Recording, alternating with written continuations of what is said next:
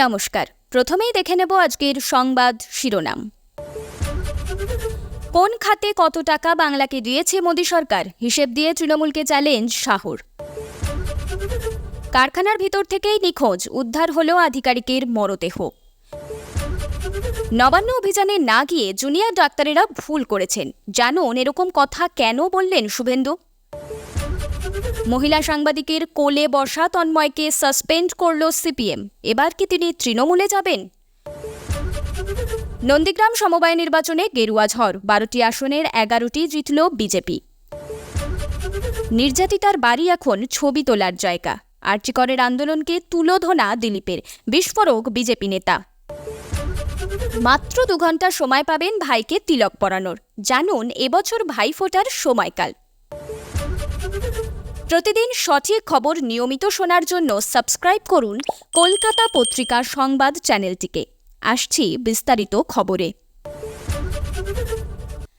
আবাস যোজনা থেকে 100 দিনের কাজ, বিভিন্ন প্রকল্পে কেন্দ্রীয় সরকার রাজ্যকে টাকা দিচ্ছে না বলে বারবার সরব হয়েছে তৃণমূল। এমনকি লোকসভার প্রচারে কেন্দ্রীয় বঞ্চনার অভিযোগ তুলে সরব হয়েছিলেন মমতা বন্দ্যোপাধ্যায় এবং অভিষেক বন্দ্যোপাধ্যায়।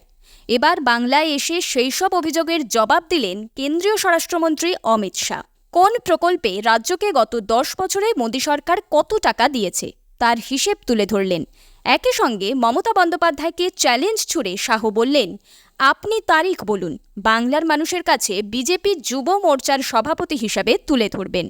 রবিবার সল্টলেকের ইস্টার্ন জোনাল কালচারাল সেন্টারে এরাজ্যে বিজেপির সদস্য সংগ্রহ অভিযানের সূচনা করেন অমিত শাহ। সেখানেই কেন্দ্রীয় বঞ্চনা নিয়ে তৃণমূলের অভিযোগের জবাব দেন কেন্দ্রীয় স্বরাষ্ট্রমন্ত্রী। বিভিন্ন প্রকল্পের টাকা দিচ্ছে না বলে বারবার অভিযোগ করে তৃণমূল। এদিন এই নিয়ে কেন্দ্রীয় স্বরাষ্ট্রমন্ত্রী বলেন, মমতা দিদি বারবার অভিযোগ করেন কেন্দ্র উন্নয়নের টাকা দেয় না। আমি বলতে চাই, 2004 থেকে 2014 সাল পর্যন্ত ইউপিএ সরকার বাংলাকে 2,09,000 কোটি টাকা দিয়েছিল, আর 2014 সাল থেকে 2024 সাল পর্যন্ত মোদী সরকার 7,74,000 কোটি টাকা দিয়েছে। প্রত্যেক পয়সার হিসাব রয়েছে। আপনি কোনো তারিখ দিন, আমাদের যুব মোর্চার সভাপতি বাংলার মানুষের কাছে প্রত্যেক পয়সার হিসাব দেবে। এরপর নিজেই হিসাব তুলে ধরে শাহ বলেন, 10 বছরে ইউপিএ সরকার বাংলাকে 100 দিনের কাজে 15,000 কোটি টাকা দিয়েছিল। সেখানে এনডিএ সরকার 10 বছরে 54,000 কোটি টাকা দিয়েছে। কিন্তু 10,000 কোটি হোক কিংবা 54,000 কোটি, তা শ্রমিকরা পাননি। তৃণমূলের সিন্ডিকেট খেয়ে ফেলেছে। 2026 সালে পরিবর্তন হলে 100 দিনের কাজের পুরো টাকা শ্রমিকদের অ্যাকাউন্টেই জমা হবে। আরও একাধিক প্রকল্পে বরাদ্দের কথা তুলে ধরে শাহ বলেন, প্রধানমন্ত্রী গ্রামীণ সড়ক যোজনায় ইউপিএ সরকার দিয়েছিল 5,400 কোটি টাকা, সেখানে মোদী সরকার দিয়েছে 17,700 কোটি টাকা। প্রধানমন্ত্রী আবাস যোজনায় ইউপিএ সরকার দিয়েছিল 4,500 কোটি টাকা, সেখানে মোদী সরকার দিয়েছে 50,000 কোটি টাকা। মুখ্যমন্ত্রী মমতা বন্দ্যোপাধ্যায়ের সমালোচনা করে শাহ বলেন, বাংলার মানুষকে কেন বিভ্রান্ত করছেন? বেলা তখন 11টা। নিখোঁজ থাকার পর অবশেষে সন্ধান মিলল দুর্গাপুর ইস্পাত কারখানার আধিকারিকের। উদ্ধার হল সমিত ভট্টাচার্য নামে নিখোঁজ আধিকারিকের দেহ। শনিবার নাইট শিফট চলছিল। রাত 2:30 নাগাদ জংশন J25 ব্যাংকারের লিফটের নিচ থেকে ওই আধিকারিকের দেহ উদ্ধার হয় বলে কারখানা সূত্রে খবর। এরপর রুটিন পরিদর্শনে গিয়ে অন্য এক আধিকারিকের চোখে পড়ে দেহটি। পুলিশে খবর দেওয়া হলে দুর্গাপুর থানার ওয়ারিয়া ফাঁড়ির পুলিশ এসে দেহটি উদ্ধার করে ময়নাতদন্তের জন্য পাঠিয়ে দেয়। তবে কিভাবে এই দুর্ভাগ্যজনক ঘটনাটি ঘটল তা নিয়ে সিআইএসএফ ও পুলিশ নিজের মতো করে তদন্ত শুরু করেছে বলেই জানা গিয়েছে। দেহটি লিফটের নিচে কি করে গেল তা নিয়েও রয়েছে রহস্য। মৃত আধিকারিক সমিত ভট্টাচার্য কারখানার ম্যাটেরিয়াল হ্যান্ডলিং প্ল্যান্ট বিভাগে জেনারেল ম্যানেজার পদে কর্মরত ছিলেন। এদিন সকালে তিনি অন্যান্য দিনের মতোই কারখানার কাজে যোগ দেন, কিন্তু বেলা 11টা থেকে তার আর খোঁজ পাওয়া যাচ্ছিল না। এদিকে সমিতবাবুর গাড়ি, ব্যাগপত্র, খাবার দাবার সবই কারখানার যথাস্থানেই ছিল। সমিতবাবুর মোবাইল ফোনে যথেষ্ট যোগাযোগের চেষ্টা করেন তার সহকর্মীরা, কিন্তু তার মোবাইল ফোনটি ক্রমাগত বেজে গেলেও সেটি কেউ ধরছেন না। ঘটনার খবর চাউর হতেই চাঞ্চল্য ছড়িয়ে পড়ে শ্রমিক মহলে। পুলিশকে খবর দেওয়া হয়।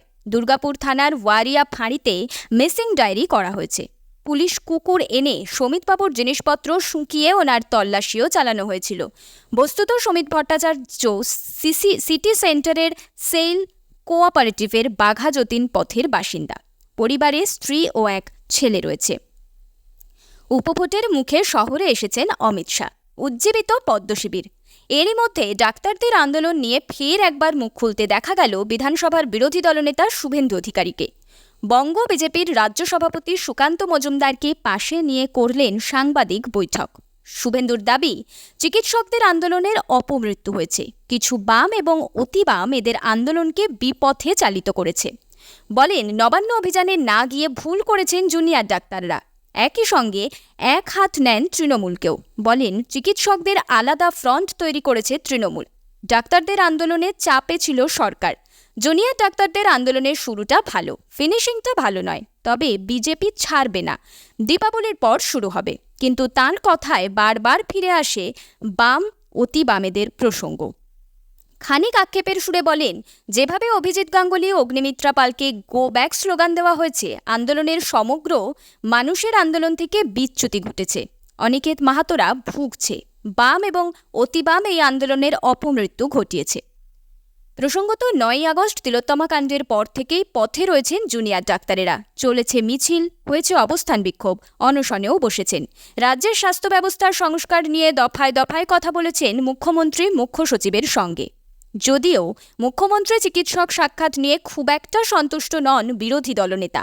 বলেন, জুনিয়র ডাক্তারদের সব ভালো লেগেছে, কিন্তু মুখ্যমন্ত্রীর বাড়িতে গিয়ে সাক্ষাৎ আমার এবং মানুষের ভালো লাগেনি। অন্যভাবেও সরকারের সঙ্গে বৈঠক করতে পারেন। কেন্দ্রীয় স্বাস্থ্য সচিবের মধ্যস্থতার দাবি করা উচিত ছিল। মমতা বন্দ্যোপাধ্যায়ের সঙ্গে আলোচনা যে ফলপ্রসূ হতে পারে না, অশ্বডিম্ব হয়, তা প্রমাণিত।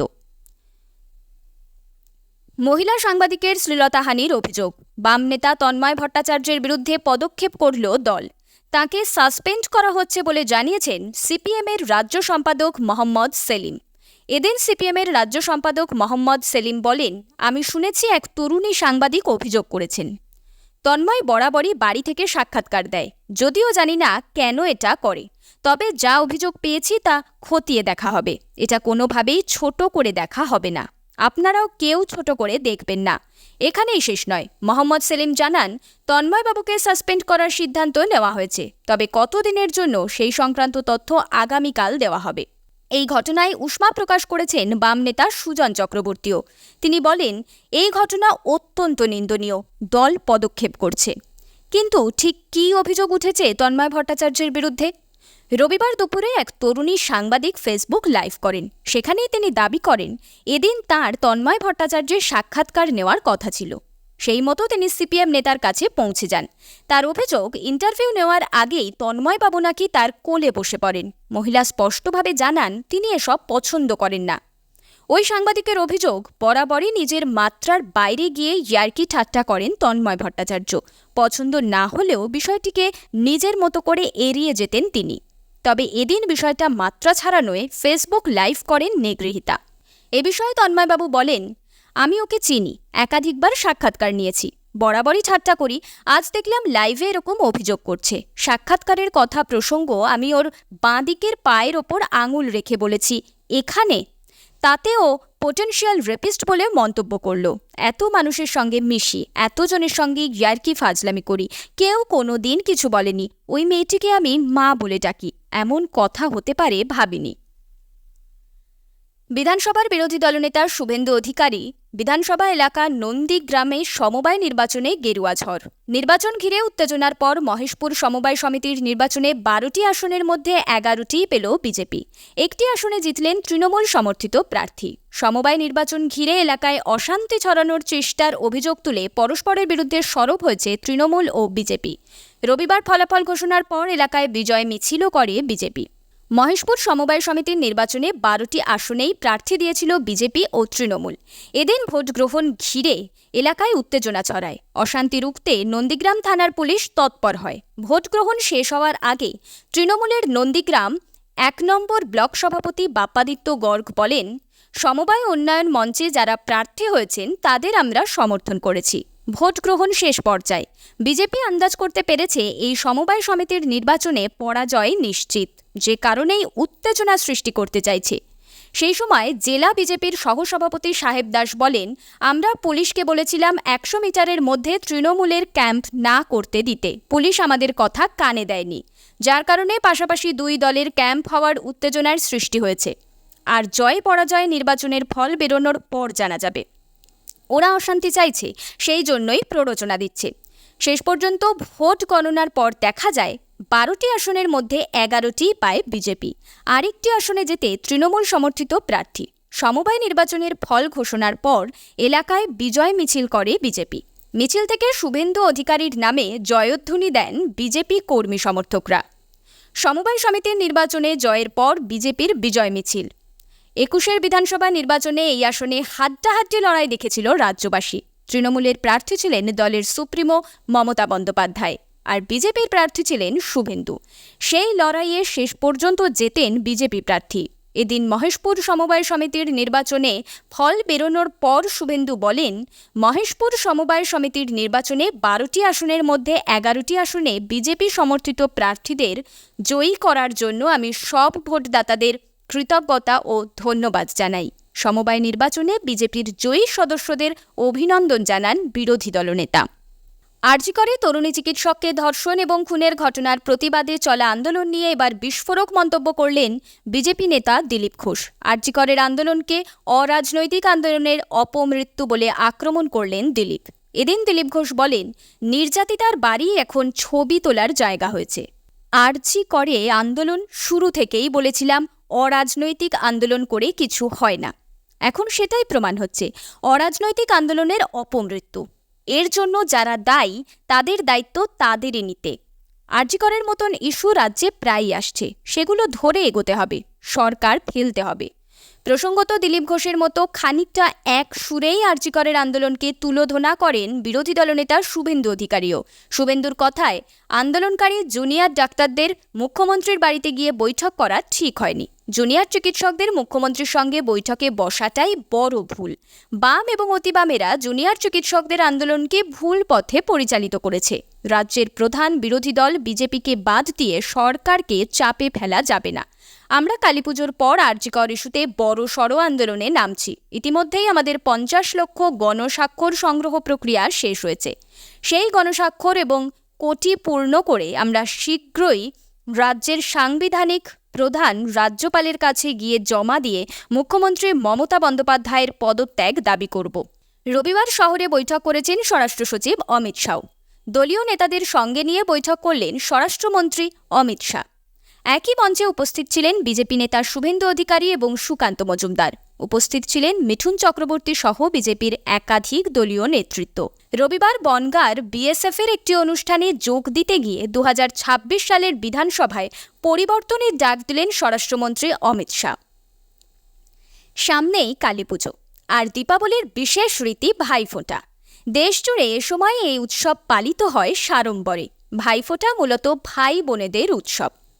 এদিন ভাইদের মঙ্গলের জন্য সকাল থেকে উপোস রেখে তিথি অনুযায়ী ধান দুব্বা দিয়ে ভাইফোঁটার মন্ত্রোচ্চারণের মাধ্যমে ভাইফোঁটা অনুষ্ঠান সম্পন্ন করেন বোন বা দিদিরা। আর ভাইদের কপালে ফোঁটা দিতে বোনেরা দূর দূরান্ত থেকে ছুটে আসে, বা ভাইরাও দিদি বা বোনের কাছে ছুটে যায়।